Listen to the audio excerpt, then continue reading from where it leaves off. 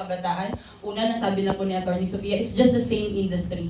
Kung titignan po natin kung sino yung nagpo-produce ng tobacco, they also produce vapes. So imagine if you're producing vape and cigarette at sasabihin mo na less harmful yung isa, but while still producing the other mas harmful. Pero wala rin po, yun po yung unang point, no? Same industry po yung nagpo-produce. Second point po, wala naman pong research talaga na nagsasabi na less harmful po yung vapes. Kung titignan po natin kung ano yung content ng vapes, that's more than 7,000 chemicals, no? Some of these chemicals hindi nga natin mabanggit eh. Tapos some of them talagang, like, proven na carcinogenic, they can cause cancer. So, while wala pa pong extensive research then that are parang magsasabi na kung gaano ka-harmful yung vape, kasi nga parang hindi pa naman siya ganun katagal sa merkado, pero there are signs na po, no, and there are even like confirmed death na po in the Philippines na because of vape. So, hindi po natin masasabi na less harmful siya talaga.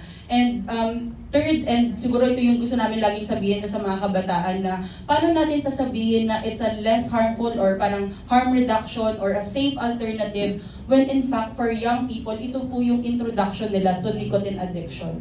Never silang gumamit ng traditional na cigarette, no? Vape na yung una nilang na-try. So yeah, so hindi talaga natin masasabi na harm reduction siya. And also, based po ito sa sa pakikipag-usap namin sa komunidad, no, sa mga nag-try na sabi nila, oh, dahil nga narinig namin na yung vape, effective way yan pag gusto mong mag-stop. Pero lahat po ng nakausap namin, wala pong nagsabi na natulungan silang mag-stop ng vape. Actually, ang nangyari na addict sila sa both. So again, wala pong research, wala rin pong makakapagsabi na totoo yung mga statement na to, na less harmful and also good alternative or nakaka-reduce ng harm yung vapes.